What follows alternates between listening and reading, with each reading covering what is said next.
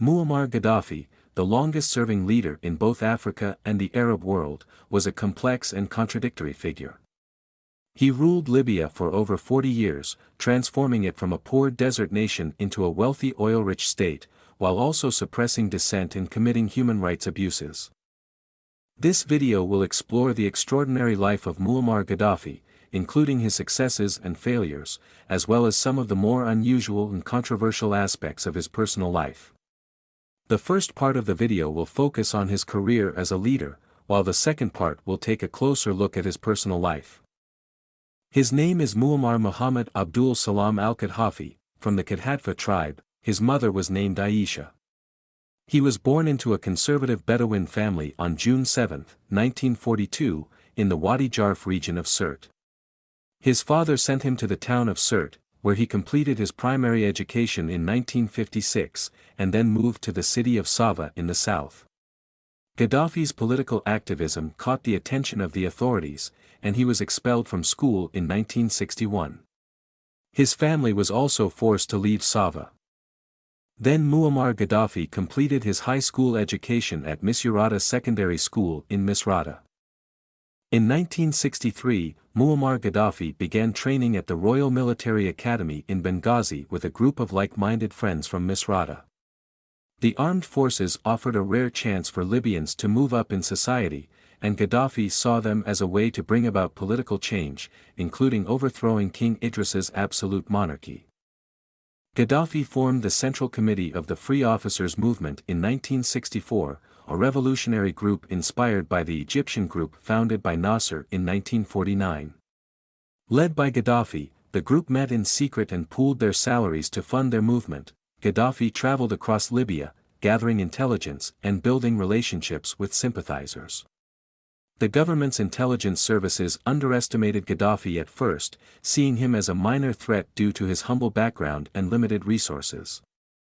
Muammar Gaddafi led a military coup on September 1, 1969, that overthrew the Kingdom of Libya and established the Libyan Arab Republic.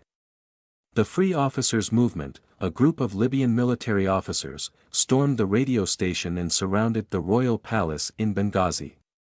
King Idris, who was in Turkey for medical treatment, was forced to abdicate, and Libya became a republic.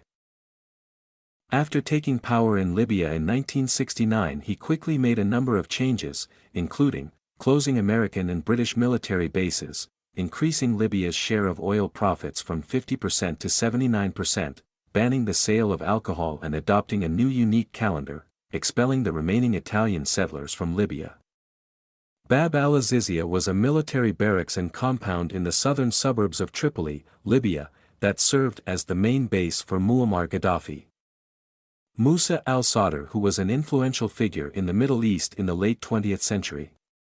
He with two companions disappeared in Libya in 1978 after meeting with Muammar Gaddafi. Their fate remains a mystery till now. After his election in 1980, Reagan called Gaddafi the mad dog of the Middle East and Gaddafi threatened to join the Warsaw Pact. In 1981, the United States shot down 2 Libyan aircraft and urged American companies to reduce their personnel in Libya. In 1982, the U.S. imposed an embargo on Libyan oil, and in 1986, instructed all American companies to cease their operations there. In the spring of 1986, the U.S. Navy conducted maneuvers in the Gulf of Sirte, which crossed Libya territorial waters several times. Libyan forces engaged in actions against the maneuvers but failed, resulting in the sinking of several Libyan vessels by American forces.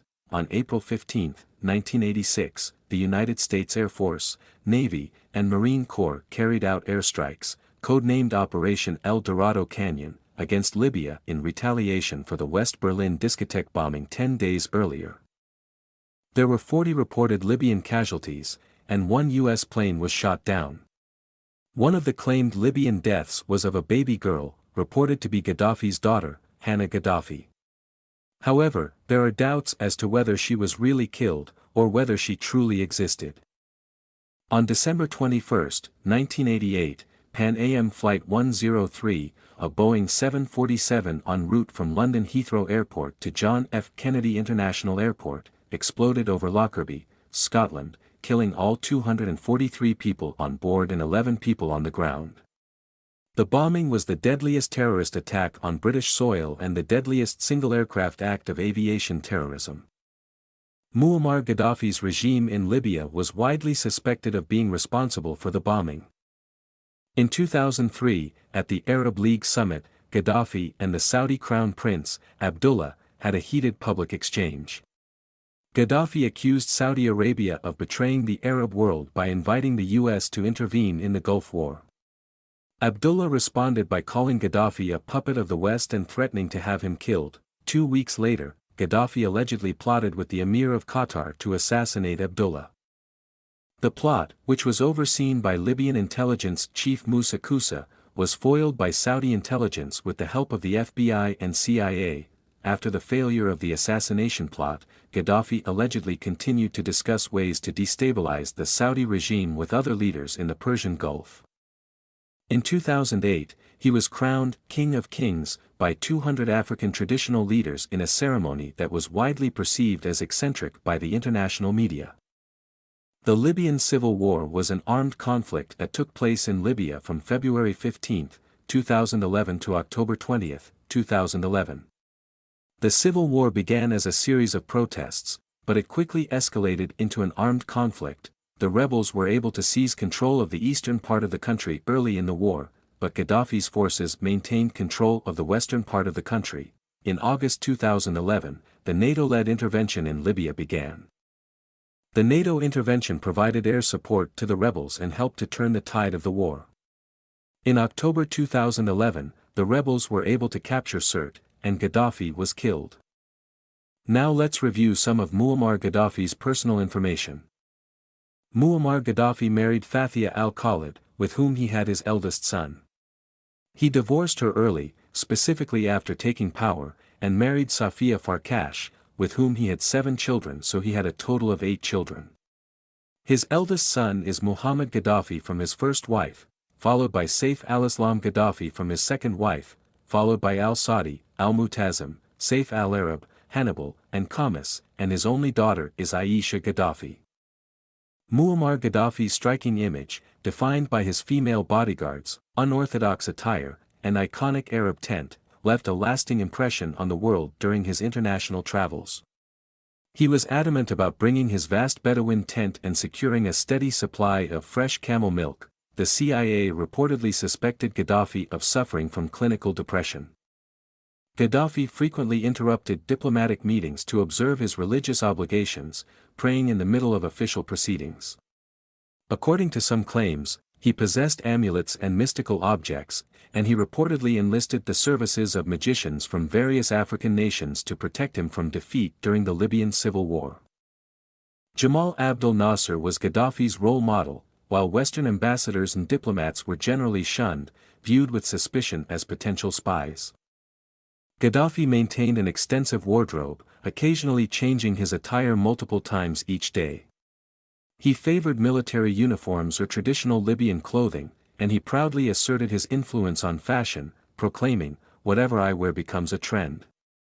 Muammar Gaddafi's personal security detail was known as the Amazonian Guard, an elite cadre of female protectors proficient in martial arts and firearms. Established in the early 1980s, these women hailed from diverse regions of Libya and were all given the name Aisha, in homage to Gaddafi's daughter. Gaddafi wrote a number of books and essays on a variety of topics, including religion, history, and culture.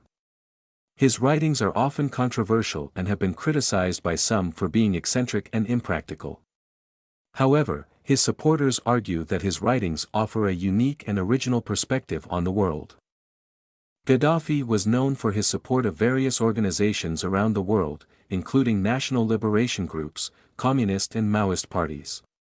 He provided financial and military assistance to groups such as the Palestine Liberation Organization, the National Patriotic Front of Liberia, and many more. Some people believe that he was a freedom fighter who supported legitimate causes, while others believe that he was a terrorist who supported violence and extremism. Regardless of one's opinion of Gaddafi, there is no doubt that he was a complex and fascinating figure. He was a major player in Middle Eastern and African politics for over 40 years, and his legacy continues to be felt today.